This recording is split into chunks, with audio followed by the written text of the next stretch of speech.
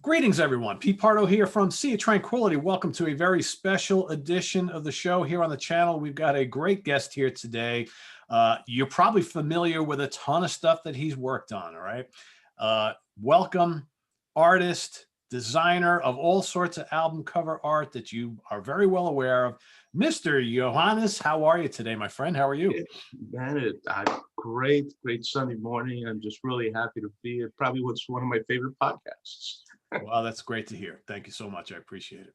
Appreciate it. And you know, it's funny because when we kind of got in contact, and I own so many albums that you have worked on, and I'm going to show people just a small fraction of them right now. So let me do a little show and tell here, Ioannis, before we get started here. So perhaps some of you have seen this album, Yngwie Malmsteen's Alchemy album, right?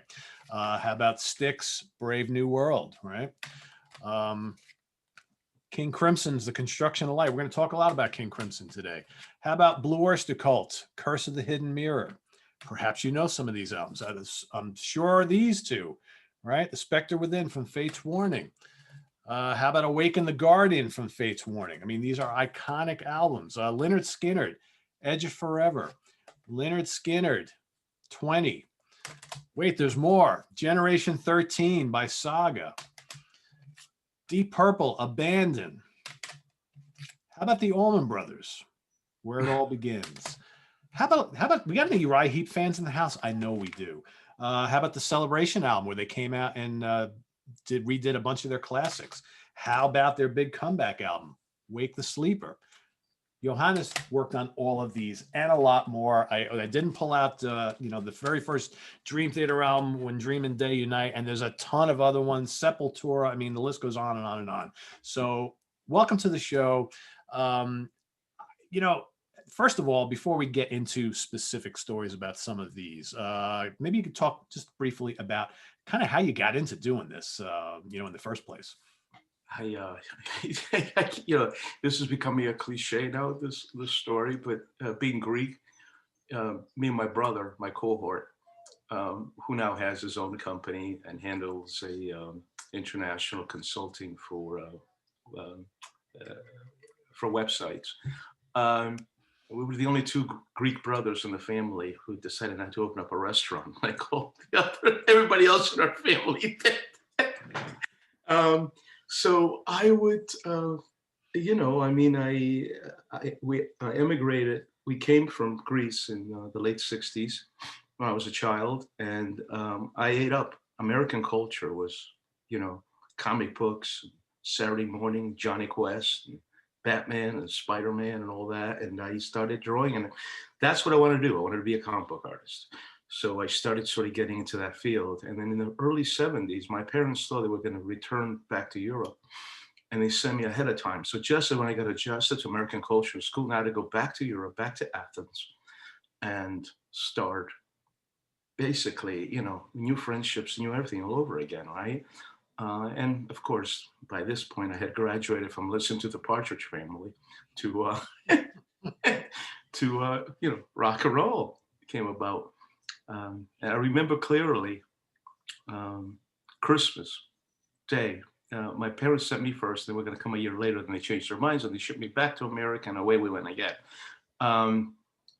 My uncle said, "Look, I don't know this music you young kids like, but I know that's what you love because I see you. That's all you do. You listen to the radio." This is 1972.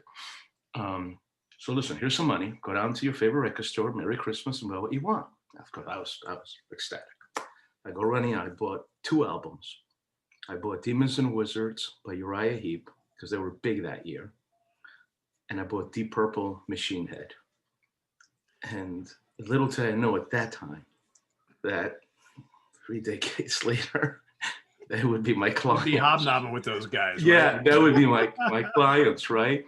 So I told Mick Box the story, actually, because I remember I was so fascinated with the artwork. With Demons and Wizards, like I would sit there and listen to the album, listen to the music, right, and just keep looking at the artwork. The opening track, The Wizard, and the cover perfectly fit that. I didn't know about Roger Dean. I figured, and I got to meet Roger Dean at the 50th anniversary party, and we talked all that kind of stuff. Such a nice guy. Yeah. Yeah, great guy, great human being. One of the most talented and creative individuals. And it's no coincidence that I idolize him, and style very much matches his. I mean, he was the original. Um, so during physics class, the professor was walking up and down the aisles sprouting. That's the way it was done. And you were supposed to take notes. I wasn't taking notes. I was bored out of my mind. So I started drawing the wizard in pencil on my wooden desk. And then absentmindedly, by the time halfway through the thing, I had covered the whole desk with the artwork of the painting in pencil. And all of a sudden it became aware, it got really quiet. You know, I looked up and I see him standing over me. He had a pin drop in the class. It was like, 35 kids in there, old boys school. And he goes, well, looks like we have an artist in our midst. So it's like, so I had to stay after school and wash every desk for the next 3 hours. That was my punishment. So I told Mick Bucks when we first spoke, hey, listen, I already suffered for your art, so you owe me. And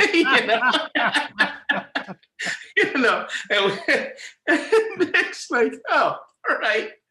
Mick, happy days, mate. Oh, he has a great sense of humor. He's such a pit. pit. Story. Oh, yeah. Oh, he is. He's incredible. Yeah. Fast forward now, I'm a teen. I'm about 16, 17 years old. And I walk into my favorite record store. And my friend, Bob, he says, hey, that guy you like? Those posters up on the walls? And it was, Roger Dean's posters. And I said, yeah. He goes, hey, he's got a book out. Look. I said, what do you guys sell books now? I mean, that was unheard of. Record stores didn't sell books, bookstores didn't sell records, And he says, yeah, it's called Views. I'm like, wow. And I went home and I just ate that thing up.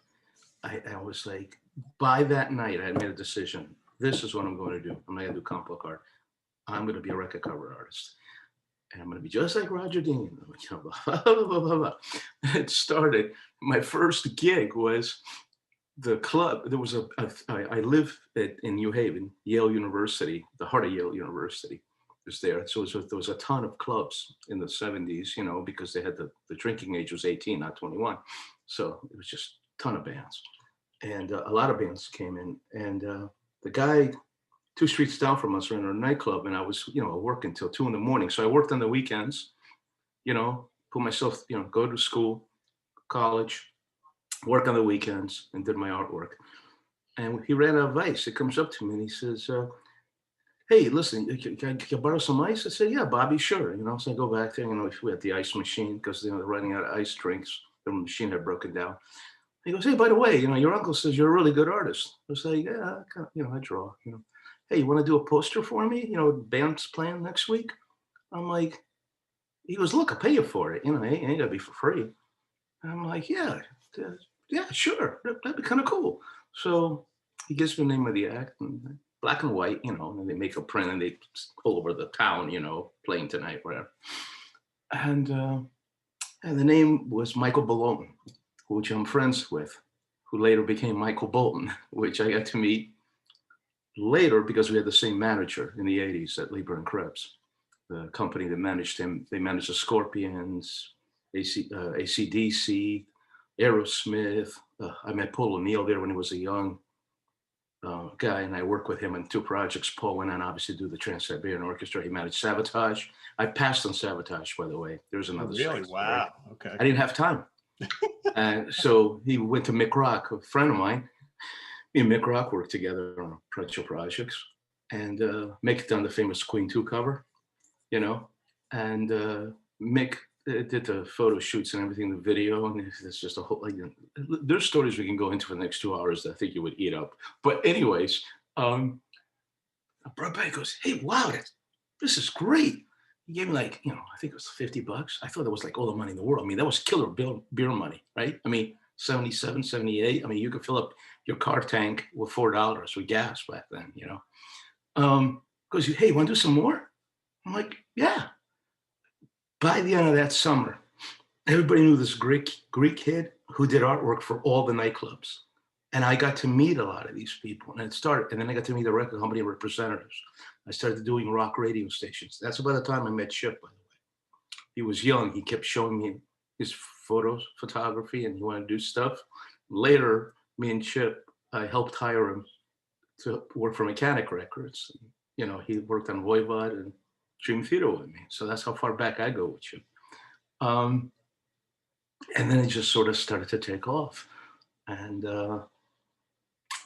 one thing led to another. My biggest break came in 1980 when, I'm trying to keep this short as best as I can, is I get, I'm sitting at Toad's place, very famous place in New Haven, a lot of bands there. I've been there a couple times. That's yeah, cool. I knew Mike's, you know, of course I knew the owner, so I would always go and we'd sit in the nice, you know, the private seats and have a drink. And I'm sitting there with the, program director of one of the rock radio stations from Hartford, WHCN. And he says to me, hey, you know, I love your black and white stuff. It's great. But I saw some of your color paintings, your pieces. They look like that guy from Yes. What's this guy? I said, oh, yeah, Roger Dean is my idol. I love it. I love his stuff. He said, do you know what a program director is? Or a radio consultant? I said, well, I don't know. They tell you what to do in radio. He goes, oh, there's this guy named Lee Abrams. And him and Yes are really good friends. And he's our consultant. He tells us what to do. I mean, he's a pretty powerful guy in the music industry. It's like thousands of stations. A lot of this was just going over my head. I had no idea how any of this worked. Why don't you send him your slides?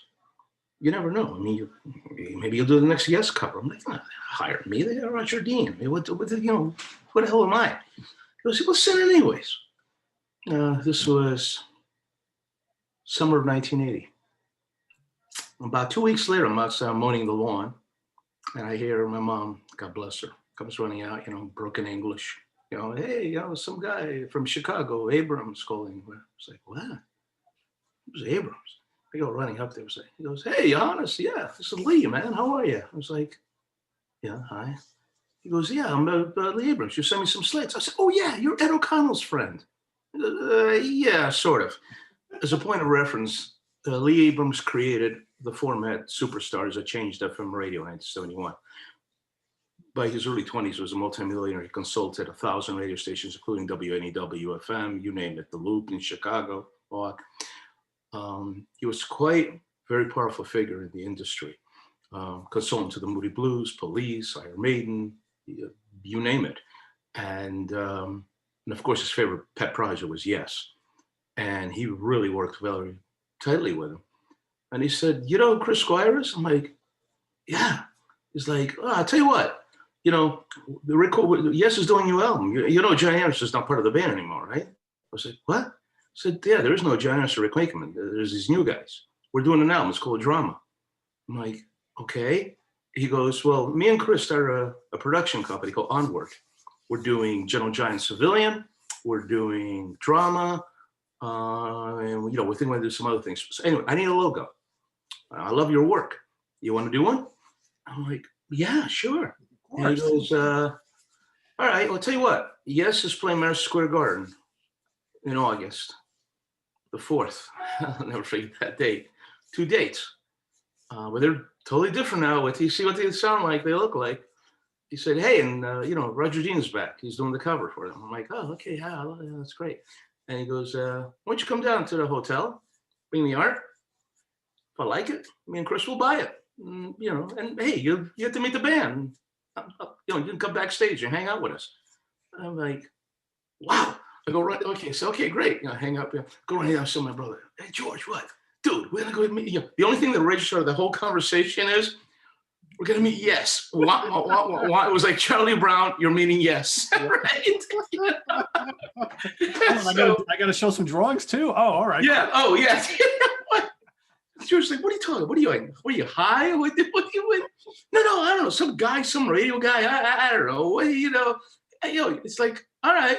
So, you know, I did the artwork. It was a color piece we produced. I don't know, it's about this big. So I went to Lee and you brought it. And I remember, you know, I wasn't used to New York yet.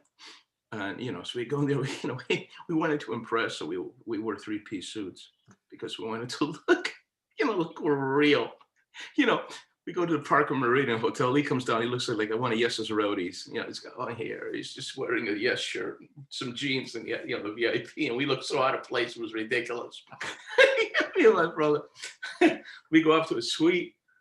We're up to the suite. The first time I saw a Walkman, he showed me. He says, "Oh, I got this in Japan. Look." And I was like, "Wow!"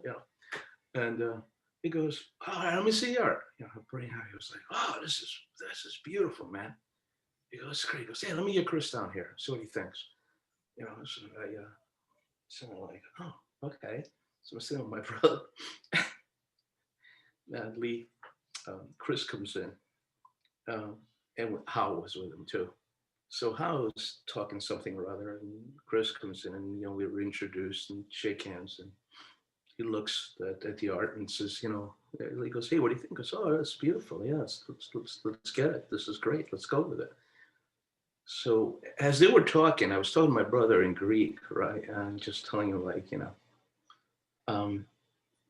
listen, I mean, this is not kind of cheap. So, let's, this is major leagues now. We should at least charge $200 for it,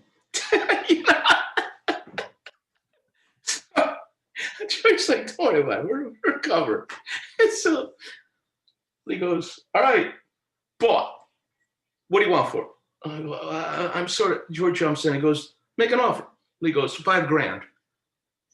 I was like, You wanted to get $200. well, my college back then cost $3,000 for the whole year. Back then, at the university. Yeah. I studied design, graphic art. And that, by the way, it was the first time I had any real art training because I was a self-taught artist. I figured everything out on my own. Like they had no art classes in the high school.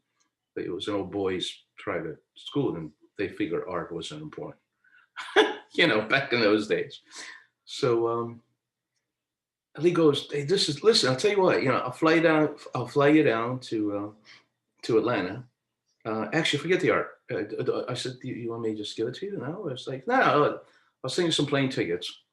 I'll fly you down to Atlanta, bring the artwork. I'll introduce you to Derek Shulman, the Gentle Giant. I want to introduce you to everybody, my friends, and so on. You're gonna do some more work for me."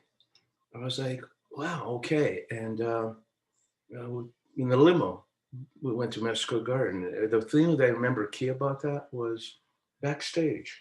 Brian Lee was sitting there, and Wetton and Palmer were there. I recognized him immediately because I was a fan, and already Brian was scheming about Asia. That's just something you ought to know. or maybe it was coincidence, but it was there. They were there, and he was pointing, showing them Jeff Downs and saying stuff to them and talking.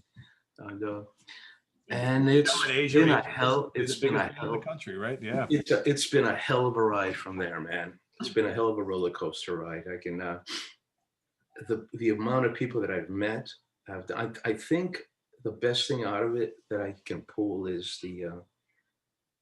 having that scene behind the covers, and a lot of times it affected you earning a wage, it affected you paying your mortgage.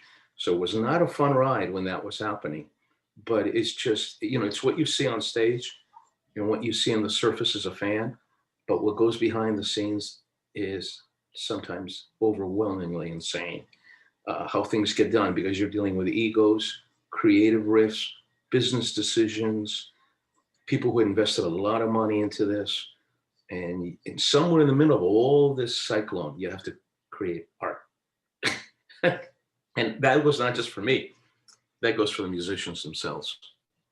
I'm amazed how these guys can actually do it. There's a difference between playing in a bar or down in your cellar, and there's a difference when the big boys take over, like the managers and the A&R guys and the record companies, and everybody starts whispering in your ear about which way to go and which way to do it. And they all tell you, "Oh, if you don't want to make it, if you don't want to be successful." And, I just, that's why people to me like Fripp or Yes or certain bands, sometimes it's just by sheer luck, sometimes by persistence, sometimes they just have a very strong vision of what they want. But boy, you really take a gamble. when you're dealing with, because when people have bitten hundreds of thousands of dollars on you, they get really nervous about stuff. Yeah. And that's why you have a lot of those horrible second albums. The follow-ups, the sophomores. Come on, we need another Fragile. And then, Yes shows up with Close to the Edge. The thing that we're told was, this is fantastic. You guys really figured it out. Great. So on the next album, we want 4 roundabouts.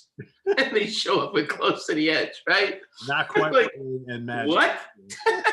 What is this?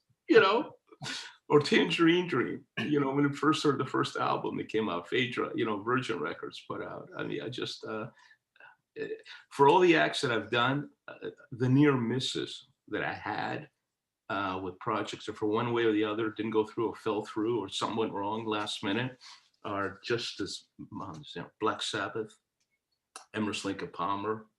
That was interesting. ELP, I was supposed to have worked on Emerson, Lake and Powell, because that was my time period. And I met the head of A&R, Polygram. I was introduced to him. And he said, hey, I have a band. I have just the right band for you. And I said, what is it? He goes, you know who Keith Emerson is? I'm like, what, are you kidding me? Of course. He goes, okay, well, they're back. I said, really? The whole band? He goes, except for Carl, because he's with Asia. I said, but we bring Cozy. I said, Cozy's like, he's the bomb. I mean, he's just an incredible drummer. And I did 3 paintings to submit. They liked them all. Last second, the record label said, this is too fantasy, or we need something more contemporary. And they went, well, what, they had that thing, which they were PO'd about. All 3 of those paintings went up as record cover. One of the paintings is Brave New World. That was supposed to be for Emerson, Lake and Powell. Saga, the best, what do you call it? Defining Moments, Volume 1, the Greatest Hits package. Yeah, that's a good one. Yeah. And then the third one became a Canadian live Saga album release. Saga looked at those and said, oh, we want those. Can we have those as our covers? I'm like, yeah. But those were paintings that were done back in 1985. I didn't meet Saga till 92, 93. They were just starting to rebound and come back. And that's how that started. So, yeah, I mean, Sabbath, Judas Priest. It was going to be the album, what are you calling? Point of Entry. So I met them during the British Steel Tour. They were just starting. And I was always introduced to Iron Maiden, to Clive Burr, their drummer at the time, and the thing. But they told me, hey, we got this guy, we saw his stuff, Derek Riggs. He drew this like really interesting character. So we're gonna go with that. I'm like, oh, okay, that's cool. And but I was all excited about Priest. So I showed the painting, to Halford, and their manager at the time. They have a different manager now. Their manager at the time managed Annie Lennox, and he managed Bebop Deluxe, which I was more interested in Bebop Deluxe because I love those guys. I thought they were the greatest band. I mean, Bill Nelson is just enough. I love his work. And I did the painting, and the art director at Columbia said, oh, no, this is just too metal, too fantasy. And, he did that cover, with the desert, with the computer paper that goes, which was the most uncharacteristic Judas Priest, so off the mark. I mean, they were so upset that I think it's a completely different cover in Europe, from what I believe. Yeah, there's 2 different covers. Yeah. Yeah, because when they saw that, they just went nuts. They were like, "What are you kidding me?" I mean, talk about that's a whole other subject I can get into. Our creative directors, quote unquote, and art directors at labels that just will squash any kind of creativity you possibly could have. They give you actually Spinal Tap made a fun about that. Now that rang true with me, where what's the name of the female A&R person that was played by when she says, they're arguing with the cover, and she goes, look at the Beatles. It was just a white cover. What is that? Sold more records than anything. What do you need? And they're like, what? You looked at her, what's the Beatles? The White Album, right? No matter what's on the White Album. Oh, that's been their fallback position. The record company executives, every time I got into an argument, I actually had the creative director, I won't name the record label, who said to me, listen, don't get so high and mighty about your work, okay? It doesn't really matter. Who cares? he said to me, as much money, effort, and printing goes into your work as it does to creating a box of cornflakes. Okay, it's just packaging. That's all it is. All right. So don't give me this whole art thing that it has to be nice and has to be cool. We're not going for any awards here. We're not painting stuff for museums. You're just selling a product. You want people to buy that product, you got to have a good cover on it. I mean, it's Yeah, like, well, you know. That's been always my argument. Jesus. I agree that the greatest record cover is not going to sell a record that's basically musical garbage. And a great album can still be a great album without a really good record cover, or almost a non-existent one. Let's, the Black Album by Metallica, Yeah. quote unquote, or AC/DC Back in Black. Even You're though already a huge band, sure, but right, but a really but good album cover of a really good album by a band that maybe isn't enormous, all of a sudden elevates that album entirely, right? yeah, it can help, but but I agree in theory what he was saying. But what I told him, listen, you're right. I said, to a certain extent. I mean, this was my argument, my counter argument. But when you have a perfect synergy, you're missing the boat. You forget what it is to be a fan, a music fan. The imagery of the band sometimes is just as important. If they take so much time to worry about how they look, so much time about how they appear on stage, why would they not care about how they're visually represented? Because that's the business I'm in. I mean, I'm brought in and they play me some music and say, listen to this. Yeah. What does that make you think about? And I tell them some ideas and they go, you know something, man? I really like that. You're interpreting my music. That's pretty cool. Yeah, I'll hire you. Yeah, let's do this. So I said to him, but when there is a synergy between great graphics and great music, then it matters to the fan. And then the fan will buy a lot of product out of it. Yep. And that comes down to you guys, your bottom line. And then the three obvious bands I could pull is Roger Dean with Yes, Derek Riggs, Iron Maiden, Storm Thurgeson with Pink Floyd. Would Yes be any less better if they didn't have Roger Dean? No, musically, neither would Pink Floyd, neither for that matter would, it would be Iron Maiden. But that character that he created, that artwork, that sense of continuation, that storyline, absentmindedly he did, paid off dividends. I mean, at nights, I can tell you for a fact, Iron Maiden does more in merchandise sales than they do in ticket sales. And when you're playing to 150,000 people, that's real money. When I say the word yes to you and you're from another planet, and so what's the name of this band? They're called Yes. That sounds like I'm like the most ridiculous, silly name you ever heard of. What? The name of your band is Yes? Okay, I got a band named No. That used to be the joke, right?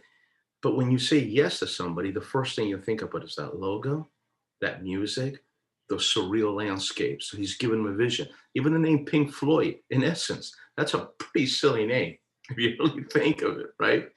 But that's not what you think about. You think about Dark Side of the Moon, that visual, Wish You Were Here, animals. He gave them a world he created for them. Yeah. And you mentioned Yes. I mean, when you think of Yes, do you think of Big Generator or Talk or even? I know what they were trying to do. I kind of like 90125 because people don't forget what the original pressing was. It was done in platinum. It was a fifth ink, and it was a metallic ink with a sort of day glow imprint on it. And considering the times in the 80s, because styles changed, attitudes changed, it fit that modern conceptual look. Don't forget, Yes was, because I was in the middle of all that. I mean, because of my association with Lee and the guys, I knew it. I mean, I was hanging out with Eddie Jobson. He was going to be their keyboard player. And then Eddie decided at the end, it's like, you mean Tony Kaye is going to be there? Yeah. What do you guys need me for? Well, we need two keyboard. No. I'm not going to be with two keyboard players. I'm out. And actually, I don't know if you remember Only of a Lonely Heart in that video. The opening, you see Eddie on the rooftop. Later, they deleted it eventually, but he was there. He was part of the band. Long forgotten thing. Yeah, exactly. Yeah, he was. That would have been an incredible thing. But Yes was supposed to be called Cinema. Right. The project, when Trevor Rabin signed on, he tried to be the lead singer, guitar player, and it was not supposed to be Yes. It was him, Ellen White, Chris Squire. That was it. Then all of a sudden, Chris played the music to John. John said, "That's great. I'd like to sing a couple of songs on it." Chris said, "Yeah." Then the record label heard about this and they said, "Oh, wait a minute. Yes album. Ooh, yeah. Ooh, yeah. Let's change the name." That's why the opening track, Cinema is the opening track. That was what it was all about. He never signed on to become a member of Yes. And now he had to learn all that stuff and play Yes music, Trevor. But you're right, getting back to your thing about graphics, that was good. Big Generator was a really failed experiment. Talk, Jesus, I love Peter Max's stuff, but man, couldn't they come up with something better? I was up for Talk, by the way. They came to me about a new logo design they wanted. I'm glad they went back to Dean in a sense, but I know that was going to happen because Steve Howe and Dean are very close friends. And when the band sort of, just split up, when Trevor left the band in that version, Yes was gone. The rest of them were like, and even then, Anderson always kind of bucked the system, the cover for Magnification, that was his idea. He also screwed up the whole situation with Going for the One. Dean showed up with a painting. It's gorgeous. It's the painting is called The Flights of Icarus, but it's the island floating in the sky with the rocks. It was perfect for Going for the One. And he went to Switzerland and showed it to Anderson. And Anderson's like, "Oh, we're going to use one of my watercolor drawings this time." Dean's like, "All right, John, it's your band. I mean, that's what you want to do." I mean, considering how huge they were coming off Relayer and the tour and the stage graphics they did and everything, it was like a shock to him. But he's like, "Okay, the mistake you told me he made was like he should have showed it to the rest of the guys. They were absorbed when they were recording. He just took it for granted John was speaking for them." And got on a plane and flew back. The rest of the guys said, I think Anderson something to the extent that, "Well, we're going to use mine, Roger's not interested." They're like, "I'm not using that," So there was a state of panic in the end. And of course, they went to Hypnosis, to Storm, last minute, because they were the most famous other designer he was. And he is my second biggest idol. I'm a big fan. My biggest idol is Storm Thurgood.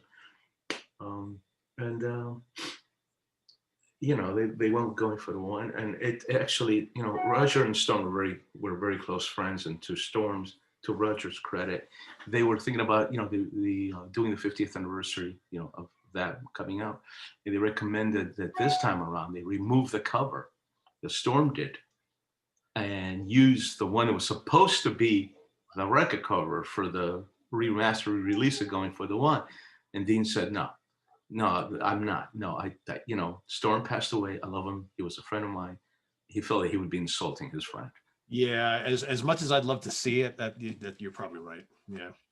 No, it's going to look weird. It's like if he changed the cover as, Volume 4 by Black Sabbath. Maybe include it in the package inside. Yeah, maybe because, okay, this was supposed to be the artwork or whatever,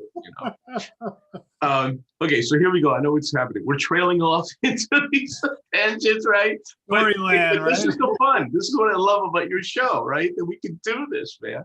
I'd love for you to talk a little bit about these, because we have a Sure. lot of Fates Warning fans who watch the channel, and these are both pretty iconic covers. Yeah. And very different from everything else they would do afterwards. So maybe you could talk a little bit about how you came in contact with these guys and worked on these two. There was a radio station, a college radio station that had a metal show, and they would also play a lot of young bands. And my brother actually had become a disc jockey while he was going to that college. He was, like Seton Hall has, you have your own station, and a lot of people get started by being in college radio stations. So I hang around out there, and Fates Warning showed up, or they got my name from somebody or whatever. And the first cover had been a disaster they had done. They got signed to Metal Blade, and they heard about me, and they said, "Oh, this guy's local." It's like, "Oh, wow, great." So they all showed up. I remember as clear as day. It was midsummer, and they showed up, two of them were barefooted, in shorts or whatever, and they just came to my studio. And immediately John Arch and Jim Matthias stood out because, like, they were sharp. At the time, I was painting a cover for Paul O'Neill's first band called Heaven. They had an album, Knocking on Heaven's Door. And he also started to put together another band called Sabotage. And then Paul, as you know, went on to create Trans-Siberian Orchestra. So that was my focus, because that was Columbia Records. I was getting paid some money. I worked at Lieber and Krebs and so on. So, I'm kind of showing this and that and everything. And, they got that, the whole Roger Dean look and all that kind of stuff, because primarily what I was doing. I hadn't learned how to do photographic covers yet or be an art director. All I knew how to do was I would crank out a painting, get paid some money, hand it into the art director, and away I went. Later, I became a design studio. I hired other people. I started collaborating with other artists, but it was much in the past. So, but getting back to Fate, so working around, and I was still going to school at the time while I was working. I would cut classes like you wouldn't believe. I mean, it took me like 8 years, like, to finish college or whatever, because I take like one class and then I'd be on a train to New York showing my portfolio. So I was already working as I was sort of trying to get through school somehow, because school now had absolutely zero interest in me. All I wanted to do was do record covers. And this guy's trying to get me to show me how to paint, design a catalog for LL Bean or how to paint an apple. And I'm like, yeah. But like, yeah. But like, okay, how do I do a cover for Judas Priest? You know what I mean? So I had the week before, I had gone to this, I would finish work. I would go to college, run around New York City, and then I still work in my uncle's restaurant on the weekends. You're right. Because, I wasn't making that much money yet. This is 85, right? Within about another year, I quit, because then the money really kicked in. And of course, he never forgave me for quitting the restaurant. He thought I was going to run it one day. God bless his soul, my uncle Gus. But not in the cards. Yeah, and that was not in the cards. Every summer that he would go to me, we'd be at the family picnic. He'd be, Yanni, what are you going to give up doing all this Mickey Mouse stuff? And you're going to get serious and open up a restaurant? Uncle Gus, this isn't going to work. So they're looking at, so I had gone to this bookstore. They'd be open until 3 a.m. and you would find all the psychedelic nuts down there. People half drunk, artists. It was like a beehive activity. And always in the back area, he had crazy art books and stuff. He would get imported and everything. I always walk in. I'd be like, hey, Tim, anything come in? Like, because regular comic book stores would sell, Batman, Spider-Man, that kind of stuff. They didn't sell underground stuff like heavy metal or eerie and creepy, where, you had a lot of the adult comics. Adult, not in the sense that were pornographic, but adult is, if the guy wanted to draw, like Rich Corbin, a girl with naked boobs, he could do that with Heavy Metal magazine. DC would never go for that, right? He goes, yeah. Hey, listen, some came in, some guy from Switzerland. I'm like, yeah, whatever. So I go back, and it's an old beat up copy, and it was H.R. Giger's, the Necronomicon. And it was written in Swiss or German. So I had no idea what the hell it was saying. But the art, immediately I recognized brain salad surgery. I was like, wow. This is something. So he really started dissecting like how he was doing it, and I figured it out. It was the same way I figured out how Roger Dean does his artwork. Like, it was black ink on paper. That's all he uses, black ink on paper and an airbrush. That's it. I've seen the originals. They're stunning. Absolutely, it's mind-boggling, his stuff. So I started doing an experiment, and I did that character with an airbrush, Spectre Within. It was a drawing. It was about this big. Jim just zeroed in on it. He saw it lying around in my pad, and he zeroed in on it immediately. Yeah. And he says to me, hey, can I use that? I said, well, it's just a little airbrush exercise. He goes, no, that's really kind of cool. Can I, I like that. I said, well, why don't you give me a week? Let me do a proper painting of it. And if you don't like it, you can always use the drawing. They didn't have any money anyways. He's going to use the drawing. I just liked their music. I thought it was great. And, the label didn't have that much money. Brian was I think he was running the label out of his mother's garage when he started Metal Blade. And I said, yeah, I said, yeah. So they came back, and they were very much into Iron Maiden. And they said, that's kind of cool because everybody was into the mascots now you know, because of Eddie. And we came back and I spent 3 nights, 2, 3, 4 in the morning. I come back from work at 10, 11 o'clock at night, take a shower, and I'd be painting till 3 or 4 in the morning. And I just got into the whole Geiger headspace. You smoke a joint and you just go for it. And it's just all freehand airbrush with some retouching and everything. And they came back and still got it here someplace. And they were like, oh, wow. When they saw the original, and they go, this is really, wow. So I said, yeah, that's it. This is the one. So they called Brian. Brian calls me. I sent him the painting. He FedExes me a check to get paid. I'm doing some other stuff. Then Brian called me. What that led to that was Brian called me and said, hey, you want to do some more stuff? And I said, yes. I had all these paintings lying around. It was part of a comic book strip. And they became covers for like Warlord and all these bands that Brian had. He just used the paintings. But I wasn't happy the way they were art directed. So when time came to do Awaken the Guardian, I decided I was going to be the art director. I had no clue how to do typesetting or layouts or any of that. It was the most exhausting thing I'd ever done in my life. I'm sitting there late at night with glue to paste the lyrics. And, that stuff was insane. I hired Mick Rock to do the photography. I was friends with Mick, and Mick did it for me as a favor. So he did the photography for Awaken the Guardian. I went to Mick, please do this for me. I have really no money to give you, but if you do this, I swear to you, I will come back. Yeah. The inside photography was just beautiful of them. And he said, when I come back, I said to Mick, I promise I will bring you a really cool project. Yeah. Yeah. That's Mick Rock. I mean, if you look at the way he posed him, it's like Freddie Mercury from Queen too. Yeah. Yeah, he just did an amazing job. He dressed them up. It's like, okay, here's how I want you guys to look, because they showed up in t-shirts and a jean, and we did it. And Desanelli used to follow up on that quickly. It's just I came back to Mick 3 years later, and we did our first photograph, which is a whole other story.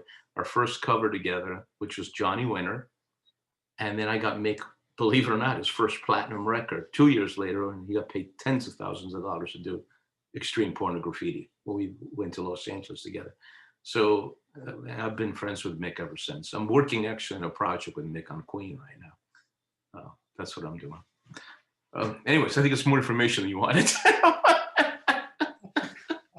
But here we cool. go. It's cool to hear the backstory of that because I know people love those covers. So, and I figure, Ioannis and I were talking before we started taping today. We wanted to save the best for last, probably the best stories and everything. So King Crimson, you've got a long history with them.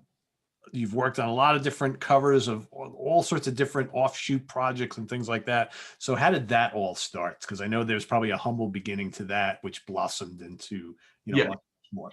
I think they were on a Horde tour, right? Yeah. Actually, no, they had done Thrak. They were on tour. I was blown away with Thrak. I like the album.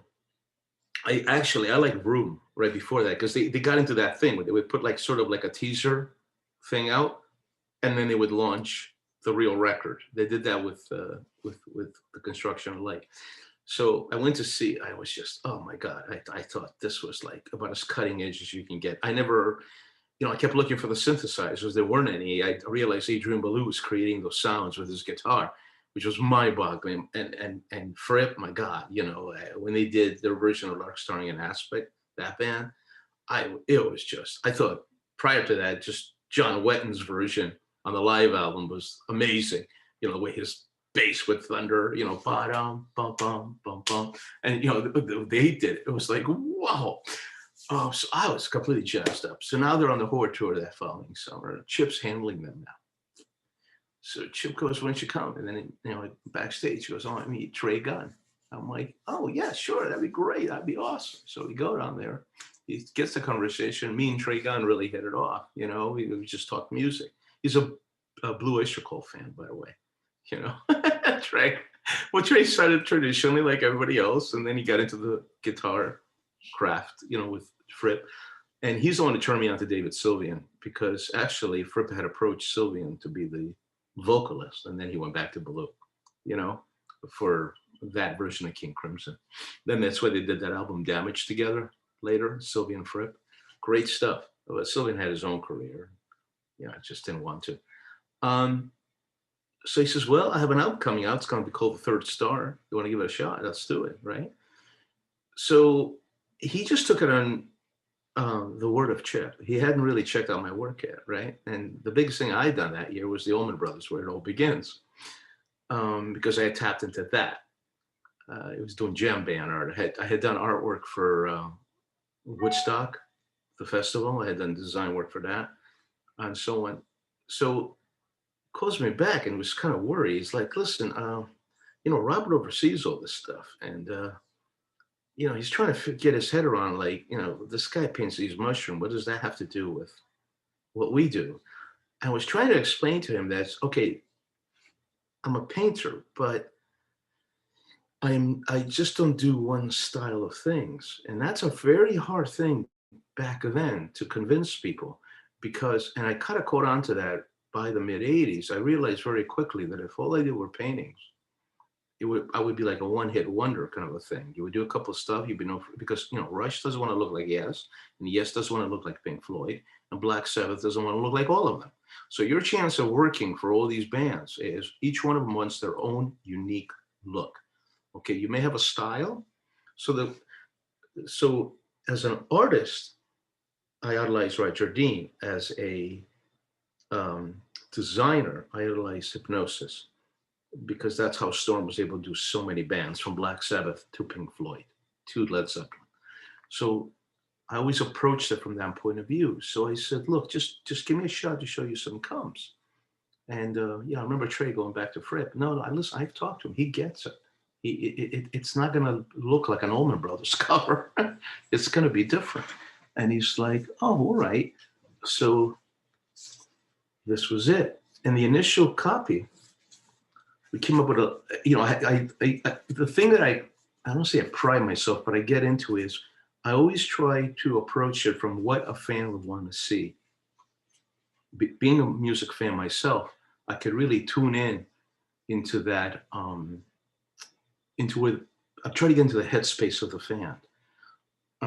So I know like what a Yes fan would want to see visually, and what a King Crimson fan would look. So I come up with all different ideas. And back then also packaging had changed. So it wasn't just about the cover art. It was about the whole experience. That's what became different between vinyl covers and CD covers. Once designers started to figure out how CD packaging worked, then you got all kinds of things, digipacks and this and that. And they started thinking of it as conceptually as a three-dimensional thing. Instead of just, okay, there's a cover image and who cares what the rest of the stuff looks like, you know, some liner notes and whatever. You had to be a thing. So you went like that, and each one was like quotes of the artwork. And then in the initial package, there was the music on this side. And then in here, there were cards, and each card had an image, and behind had quotes by Trey Gunn about each one. And then all around the card, there were quotes from famous people. Like this one was like Buzz Aldrin when he landed on the moon. This one was something from Salvador Dali. This one's, you know, these famous artists that he quoted that inspired the music on the album. So what you got, I mean, this goes back to when you got the original copy of Dark Side of the Moon, where there was stickers and there was a poster in there. There was all these things. So now you got this as a fan. It became sort of like this voyage, right? I'm trying to put you in a headspace. So you listen to the music and you're looking at the visuals and you're looking at the art and you're looking at the cards, and it just puts you in this freaking frame of mind, right? And that's what it was all about. And I continue that with Trey Gunn. You know, here's some of his other covers.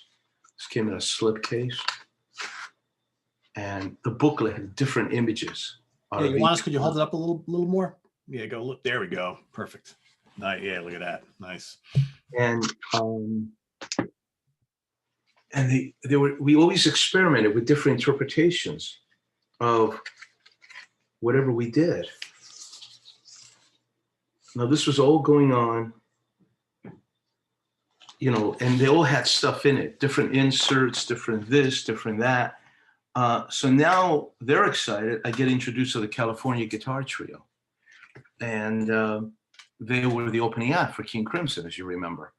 So the trio had a certain thing. They weren't happy with the record cover they had.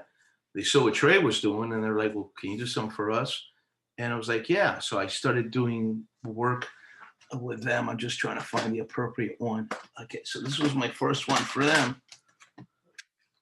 And it was just repeating the, oh, sorry, there we go there. It was just repeating the imagery. And it was, if you go into the booklet, the image of three, like 3 lighthouses, 3 trees on the horizon, 3 everything appeared. And it was Polaroid shots that I took and manipulated. This was pre-Photoshop days, right? They did an album called Echoes, and the lead track was Echoes by Pink Floyd. They loved it so much that they didn't put anything on the cover. They just wanted just the image that I created.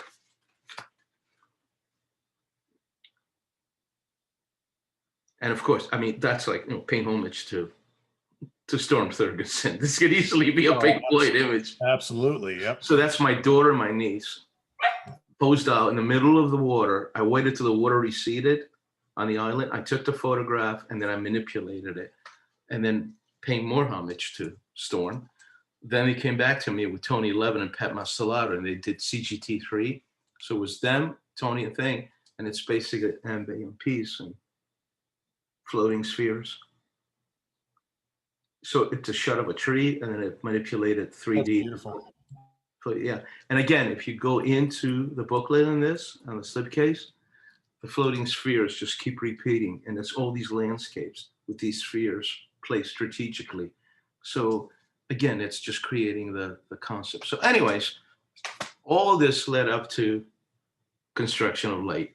So after I've done about 5 of this and that, Trey, you know, when they were recording the album, recording in Nashville, Robert was focused on just want to do the music. Yep. And he said, yeah. And he said to them, here we go. And that's with a 5th color. There was like silver. So those images that you see were alternative covers originally. Yeah. I think I got the tour book here, if I'm not mistaken. Let me just give me a second. Oh, here we go. Because the more I work on something over a period of time, the more I can get into that headspace. So when I started with Construction of Light, by the time they sort of left me alone after I sort of got into it, the gel of it. So by the time the tour came, I was able just to do whatever I wanted. They allowed me to. And at that point,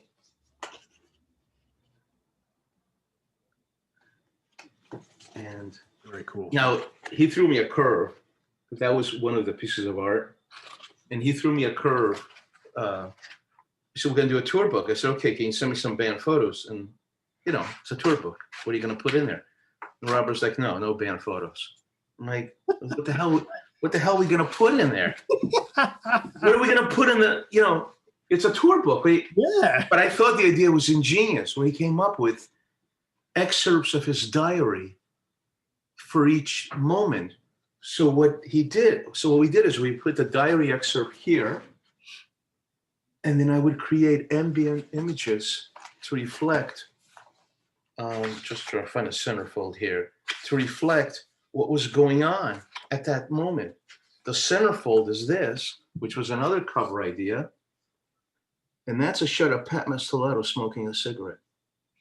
That turned into like this weird ambient electronica kind of look.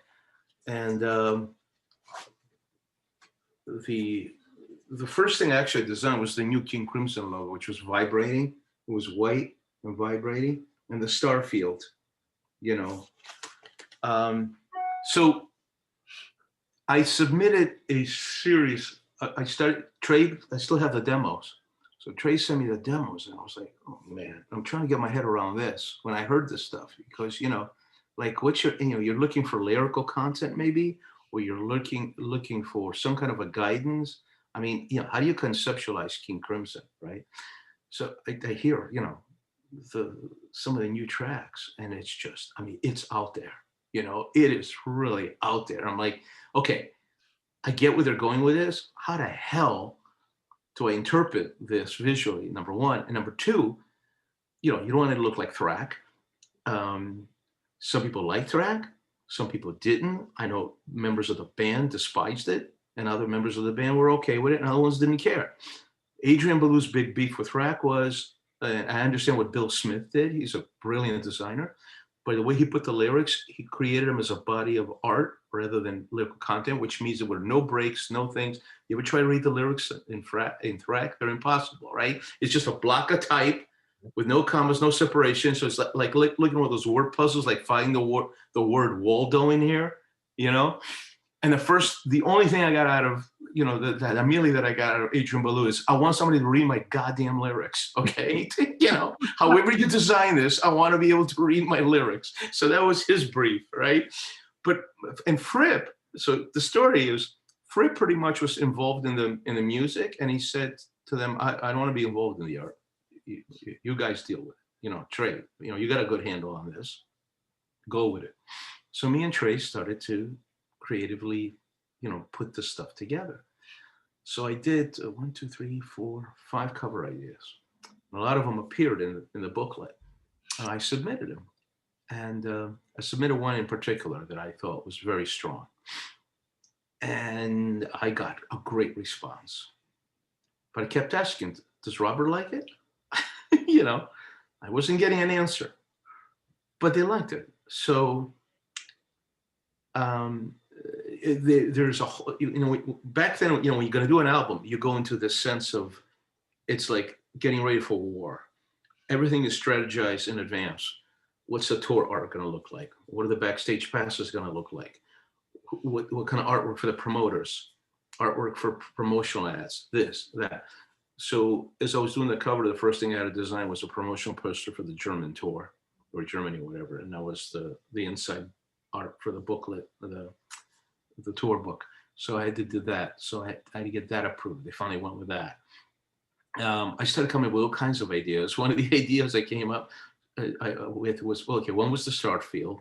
The other one was the stark landscape with an eclipse happening, you know, which is in the booklet.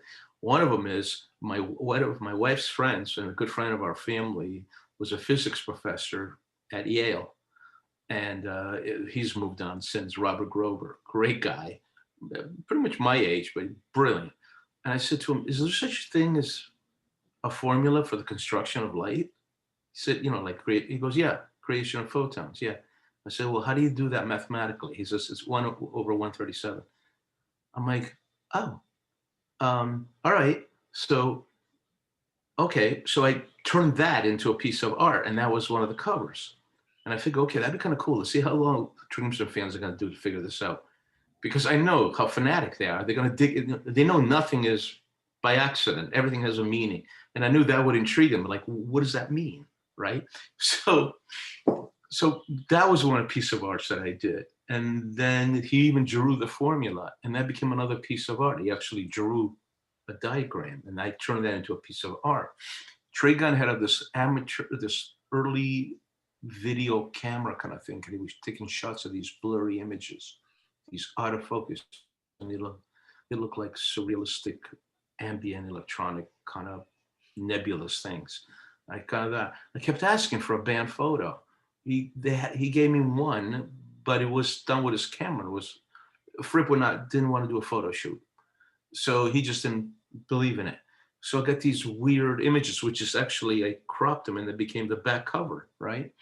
They're just like these off images, right? Yeah. So I kind of turned that into art. Yeah. You can see one's like stretch, one's the eyeball, yeah. One's the, you know, yeah. Again, trying to get you into a headspace. But so they were like, oh, keep it coming. These are great. But what is going to be the cover? So, so we had a ton of imagery and we were going to use it one way or the other, but we hadn't settled on cover. So we finally settled on the version that's the cover. And one of the first times, I'm about to show you the version that was going to be the cover. And this is the cover. This was the version. So it's a person hiding his face, and then on the second shot, his fingers start to open and lights emanating from his face. Construction of light, right? Here's what became, and Ioannis has what was the original concept. Yep, this is the original concept. I don't know about you all, but I like what he's holding in his hands much more than what I got here. Now, I know you're not a creative director, No, you're a fan, but let me tell you, Virgin was over the moon with it because they were on Virgin Records. They called back, they're like, this is fantastic. We're going to do so much merch with this. This is going to be great. And I get a call from, God bless him, Richard Chadwick, their manager, who incidentally managed John Paul Jones and of Led Zeppelin. That's why Trey's on John Paul Jones's albums. And David Sylvian, who's huge worldwide, from the band Japan, and then his own solo career, hanging around with Fripp constantly. They were creating music. And also Bill Nelson, the Bebop Deluxe, he managed. He said to me, yeah, you really did it. This is great. So I'm finishing the artwork. Back in those days, you had to do traditional layouts, the whole shebang, and you couldn't send stuff over to the internet or any. We had these huge discs called SideQuest discs, where they cost like $150 and took like 3 hours to back up the files. That now takes you about 6 seconds that you could send over the internet in about another 10 seconds. And so it was like an all day thing.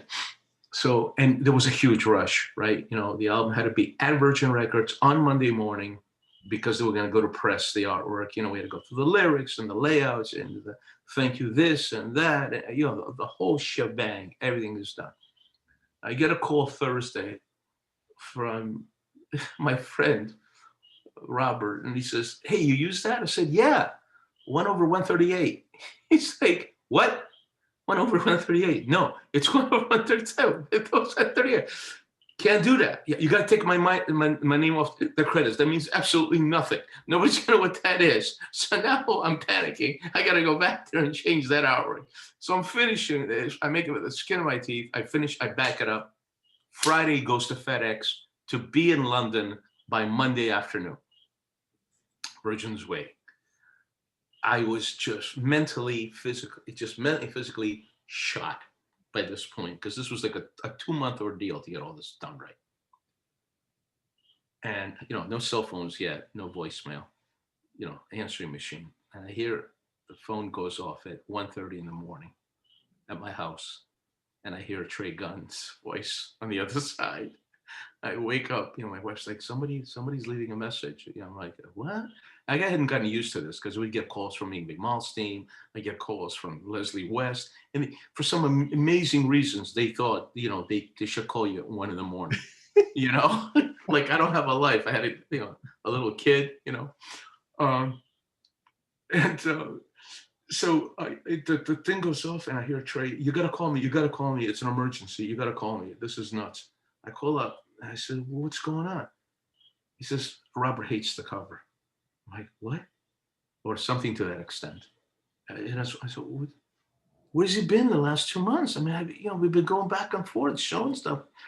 I don't know what exactly happened. I didn't get a real answer. I don't know if he wasn't involved, nobody bothered to show it to him, or whatever. But I kept, I'm assuming whoever's speaking for the band is speaking for the band. And I've shipped the art. It's on its way to Virgin. They're going to press. I gotta call Richard Chadwick right now. We gotta put a stop on the presses. This is not gonna be the one. We need a cover. So what do you got? I'm like, I'm at a blank. So now we get a call and I'm getting all kinds of feedback. So that was the worst weekend of my life. I swear. It burned me out completely. that Saturday, going back and forth. Pat Stellato, they all liked the logo, the way I'd done the word King Crimson vibrating and all that, and they liked the symbols. So Pat's like, okay, just leave the name King Crimson and just make it black, the whole cover, just gloss black with that silver of the King Crimson. I'm like, what are we, Spinal Tap? We're gonna have an old black cover? I mean, come on. I'm like, I can't do that. It was just panic city, and Trey's like flipping out because it's his responsibility, and we're going back and forth and this and that, and I said to him, there's that image you took of the sky, and it looks sort of ambient. Like, he said, yeah. So why don't I just center that? Because the way I approached the packaging was, it was like getting a Japanese gift box where you just see sort of like an imprint, like it's black. Yep. And as you open it up, you get to see more and more and more and more, very Japanese oriented art.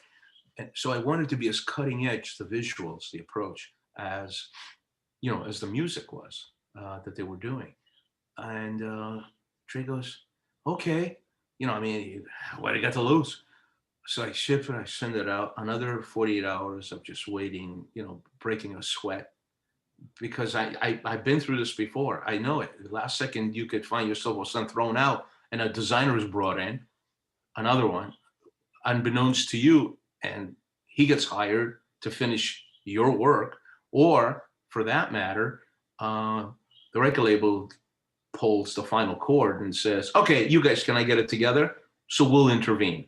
And then they'll throw something like a photograph of the band on the cover, or just the logo of the band, and then we're out of here. We're not going to delay the record because of this stuff, depending on how they felt. So I know I could have just at that second lost the whole thing could have just blown up in smoke. And Trey goes back, goes, okay. I said, does Robert like the new one? He didn't say he didn't. Okay. And to this day, to be honest with you, I really never found out if he ever cared for it or not.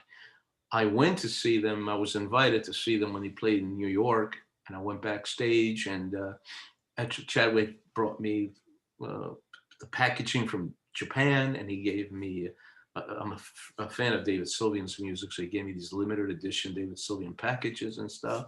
I could say to everybody, and I sort of said it out there. And I got a photograph they sent me, all signed, and it says, Ioannis, many thanks, great work, King Crimson. And Robert signed it, so I'm assuming he wouldn't have if he hated the artwork. Exactly. Yep. That's about the closest I got of some sort. Of course, the photo should happen after the packaging was done, right? That's the other topper. But I was just completely burnt out after that, and I did then. But then I did tour art. I did some tour posters, the following subsequent tours and everything. And then the reason I didn't get back, usually most bands that I work with, they like a lot the way I work with them. So that's why I've done multiple covers for them. Even with Fates, they came back to me when I did A Perfect Shade of Gray. No, A Pleasant Shade of Gray. And FWX. But Jim said, I don't want anything that looks like Awaken the Guardian. We're a different type of band now. So I presented him the concepts for A Pleasant Shade of Gray. And he said, oh, yeah, this is great. Your head's in a different headspace. Of course, he had seen the art I did for King Crimson, so he was totally into that. So we worked it out. Crimson didn't go back because what I wanted, the next thing that I was thinking about is I was very much at the time about the packaging, and I wanted the packaging to be very cool, very contemporary, I was seeing stuff that Ryuichi Sakamoto had done and other designers it was as much as how it felt and what happened as opposed to just a simple visual image. Robert really liked the paintings this lady does, these beautiful things. And she's a really great artist, but he would just go look at her paintings. Okay, that one I want for Power to Believe, that one I want for this, that one I want for that. And they hired somebody to do everything in-house, working for DGM. When they left Virgin, didn't have to deal with any record companies, and it was his own thing. and God bless them. You know, they went on. But believe me, I think Crimson can exhaust you. I think one project with Crimson, you're you know, you had your fill. But it was looking back on an incredible experience. A lot of stuff. I love them. They were my favorite version of Crimson. I mean, I was a big fan of the 70s too, but that version with Adrian Belew was my favorite version of them. I sort of get what they're doing now, sort of get it, but to me, it's not as how cutting edge that version of that band was. They were going in a sort of direction that, every time you went to see King Crimson, it wasn't just about they weren't a greatest hits band, right? They weren't a cover band, I would say. They were, it was always like, it was just a feast for the ears and eyes. And you would see things that, I mean, the guitar solo in, I think it's Fractured, I think it's called. There's a guitar solo that he does in Construction of Light. I saw him do it live. He actually got up an inch off his seat when he did it. It was just, I've never seen anything like it. I was like, oh my God, how can a human play like that?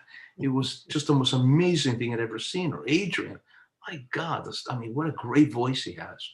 And Trey, I mean, each one of them, it was just like a study in brilliant musicianship, just beyond. You're watching Bruford. Bruford completely changed his style of drumming when he did the Discipline thing. I mean, he went completely, totally different, night and day between how he played with Yes and how he played with them during the Discipline years and so on. Just unbelievable stuff. There were something. That's just some topic I just want to say right now. I don't want to make piss off fans, but I'm just being honest about this. Is that a lot of the bands we see right now are actually cover bands. And here's what I mean by that. I know there's traditional cover bands. You go to see the Australian Pink Floyd tour. You know what I mean? Okay, and that's a cover band, imitating Pink Floyd. But the bands touring today now have become cover bands because when we used to go to see a band when we were younger, in early years, like you go even something like Radiohead, more as of late or whatever. You went to see the band debut their album and to experience it, and you would see things you never seen before and performances you hadn't seen before. And then somewhere in the middle of the set, there may be one or two of the oldies thrown in there. And then on the encore, they would play maybe one or two of their greatest hits. But you went to experience an album. Somewhere in the late 90s, early 2000s, they caught on to the fact now that no matter what they released, with very few exceptions, most people got up and went to the bathroom or went to get a beer. That's not the band's fault, though. That's the audience's fault. To a certain extent. But it became widespread because, well, Radiohead's not like that, right? Some more contemporary bands are not like that. But they've caught on to us. And it's a matter of, you're right, to a certain extent, it's a matter of practicality. It's also playing to an audience, you're right, to a certain extent, because when you listen to a piece of music, it brings back a moment in your life. I mean, that's actual science. It's been targeted. Yeah. When you hear a piece of music, it creates a sense of nostalgia of a moment you heard that makes it. And people want that. They want that. That's what they want to hear close to the edge again. That's what they want to hear Relayer again or whatever, right? So the band basically now, even, he just passed away. Like when you went to see, and actually my brother told me this, when you went to see Van Halen, you weren't really seeing Van Halen anymore. You were seeing Van Halen being a cover band because basically Eddie would get up there. He wasn't playing anything new or anything different. They were all doing the greatest hit set. They were all doing the greatest hit sets, which is just what cover bands do. Yeah. And that's essentially what you're watching now. You don't go, I mean, sometimes they'll mix up the set a little, change it, but it's the same stuff you're hearing over and over and over again.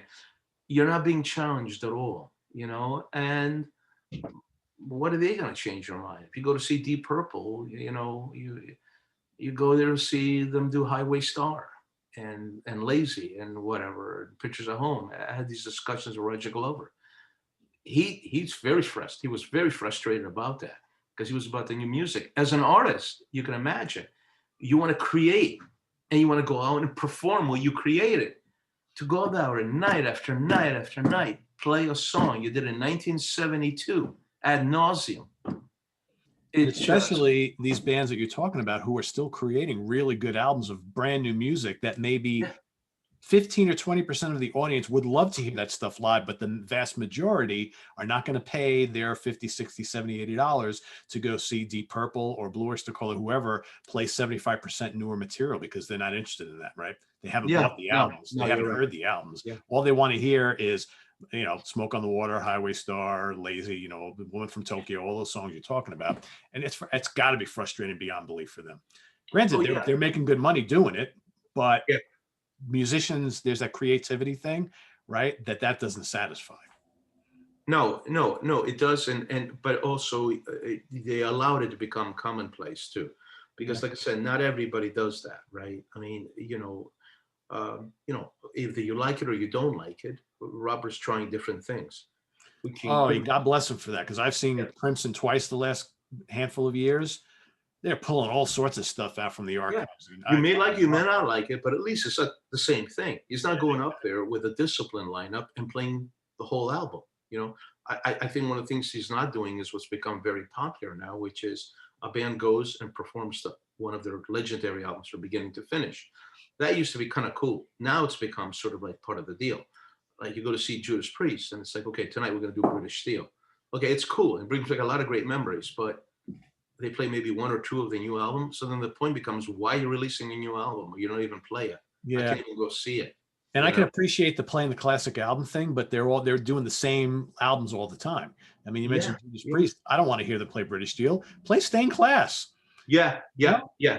Mix it up. If they Right, go for the exactly. most slowest coming, but and now it's become sort of like a corrosive disease, because I don't know if you're aware of this, but promoters now on in the contracts, they demand that you play certain songs or they will not do the contract. I'm Like sure. if you're okay, you're Deep Purple, yeah, okay, well listen, 5 of your songs have to be boom, boom, boom, boom, boom, right? Because those, they look at the data, those are the highest charting stuff.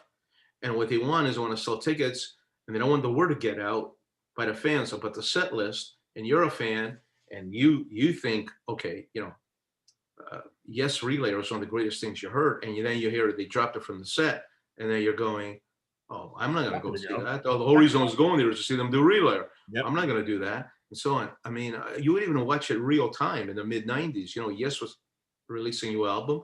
They would be playing 5 songs off the new album, and by the middle of the tour, they were down to 1, and by the end of the tour, they weren't playing any of the music. So it was like, what are you guys doing here?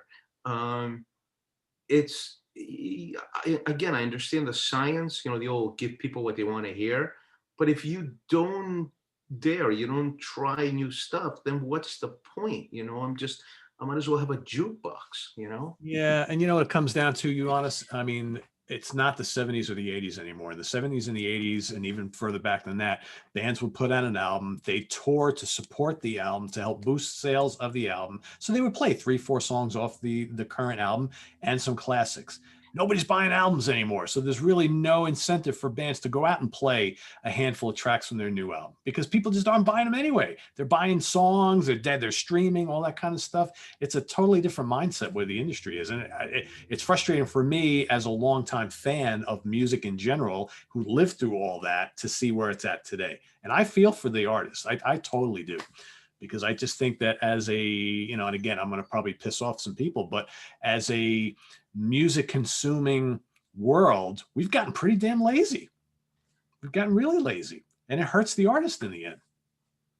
Yeah, the thing is, it's interesting what you said. Everything was moving at such breakneck speed back then. Especially the '70s, which I think was probably the greatest time for music in the sense of everything was on the table. You had so many genres happening simultaneously, from fusion, like Return to Forever, to Weather Report, to to the progressive rock, metal, country. I mean, you name it. And but the thing was that, singles, pop acts, they were always there. They were always in the 60s, they were always in the 70s, they were always in the 80s. You just had to be bold enough to go, kind of swim against the stream, so to speak, right? To do it. People, go to me, oh God, you were so lucky in the 70s. I mean, you had such great music you would listen to all the time. I mean, I'm like, no, I had to go find that music, right? I remember what was on the radio in 73, 74. It was Neil Sedaka and Ellen Reddy and, Paper Lace and the Osmonds and all that crap. And somewhere in there, you would get like Smoke on the Water, maybe, or Paranoid, followed up by, a track by Elton John, followed up by Disco Duck. That was AM. FM was sort of like an underground thing. And it was like, no, it wasn't Aerosmith and Emerson, Lake and Palmer. That was all the space heads or druggies, they used to call us, or whatever stuff. People would flock to go see, Three Dog Night, nothing against Three Dog Night. And you had crazy pairings, I remember I went to see T-Rex, the opening act, so T-Rex was the opening act for Three Dog Night. You'd never see that before. Better yet, Cheech and Chong, the opening act for Black Sabbath. Actually, that kind of went. That worked, But you would have stuff like Yes, touring with Led Zeppelin, or Gentle Giant. Giant and Black Sabbath. I mean, yeah. I mean, talk about a mix of audiences. But what was great about that is you got exposed to so many different great stuff. Yeah. It wasn't a science. You can homogenize something, and then it all becomes McDonald's. Everything tastes the same. Everything becomes so.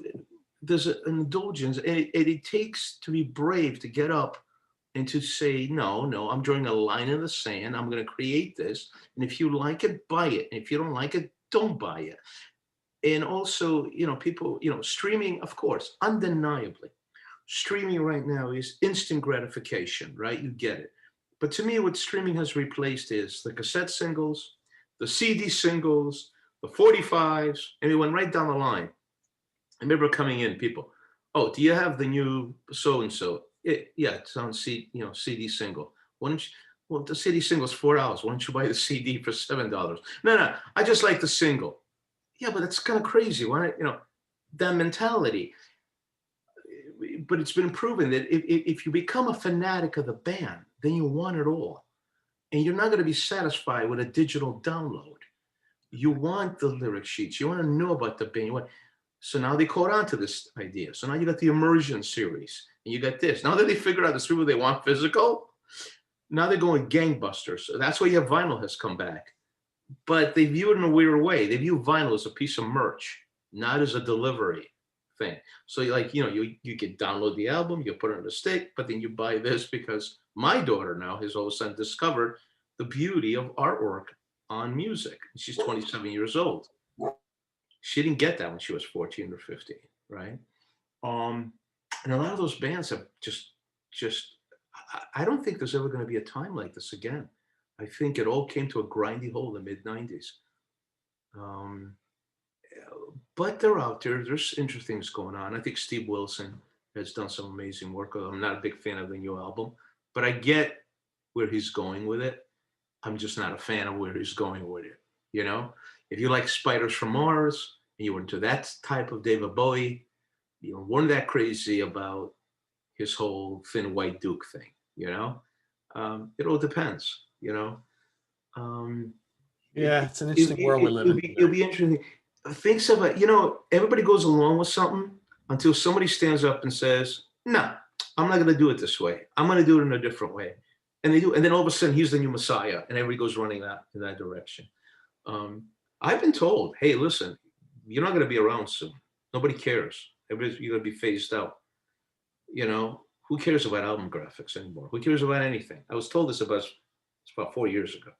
Now all of a sudden everybody wants vinyl. Everybody wants merch. Mick Rock had the best answer to me. Look, love, he said to me, as long as rock stars are ugly looking, me and you will always have a job. We have it. Oh, that's like the greatest closing statement ever right there. So we got last but not least, we got a very man. So we're going to do, Ioannis, if you want to show it, we're going to do a little giveaway. Yeah. This is going to be here's what actually it would look like. But the actual size is 18 by 24. It's printed on archival paper, 7 ink archival process, which means it lasts about 100 years. It'll be hand signed by me, and it's the actual cover. And here's the alternatives, including the one that was eventually used. Right here. Yeah.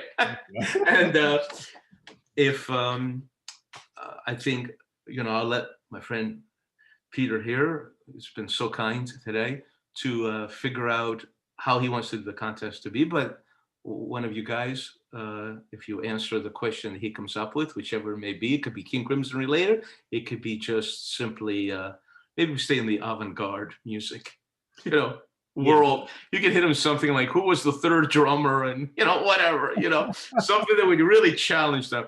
And you guys send your submissions, and Pete will pick one and let me know who it is, and that artwork will be shipped to you. And it's something that's going to be, I think, quite a collectible.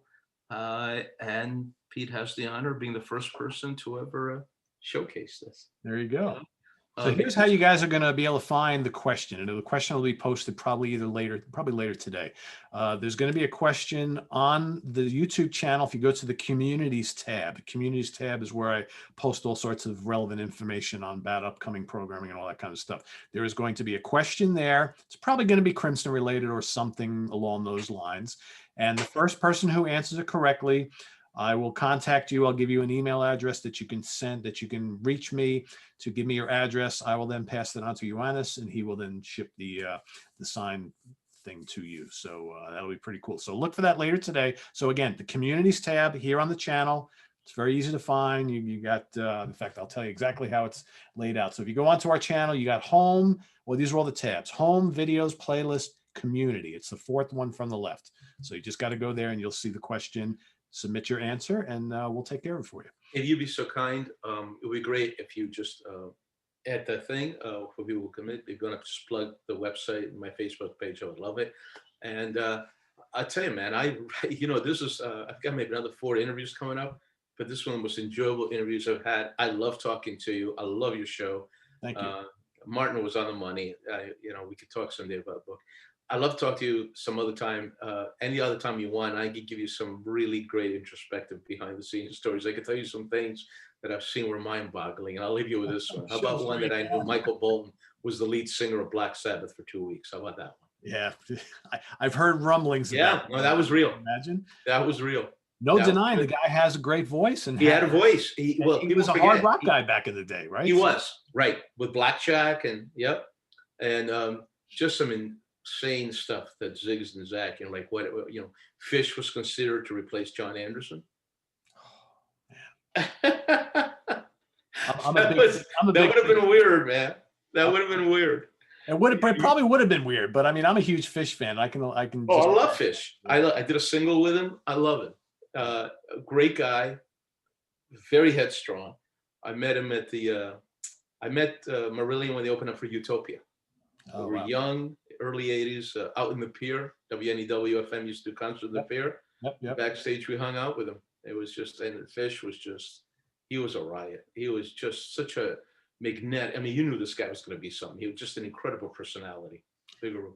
Anyways, man, we keep going this for the next 4 hours. I don't want to do that. I kill you Sunday, man. You want to give real quick? I'll put it in the video description as well. But the website that everybody should go to check your stuff. Yeah, it's dangeroush.com, like the word danger. So it's wgh.com. But a new version of it, it's great. You can go to it now. But a new version of it will be launching in about a couple of weeks, and the store is also going to be beefed up with a lot more oddities and sales and this and that. And there's some cool things coming up that I could privately talk to you about, and maybe we could do another show about them down the line. There's a couple of things I can't talk about that are really major league that I'm right in the middle of right now, but I think you're gonna love them. There's some Sounds really good. cool stuff happening. Awesome. Well, we loved having you here today. Some great stories. Great to chat with you, and we will have you on again. So thanks everybody for watching. Visit us on the web at www.seatranquility.org. We're on Facebook. We're on Twitter. Of course, we're here on YouTube all the damn time. So remember, look on the community tab later today for the question to win the print from Ioannis. And we'll see you all real soon. For Ioannis, I am Pete Pardo. Have a good one, everybody. Take care.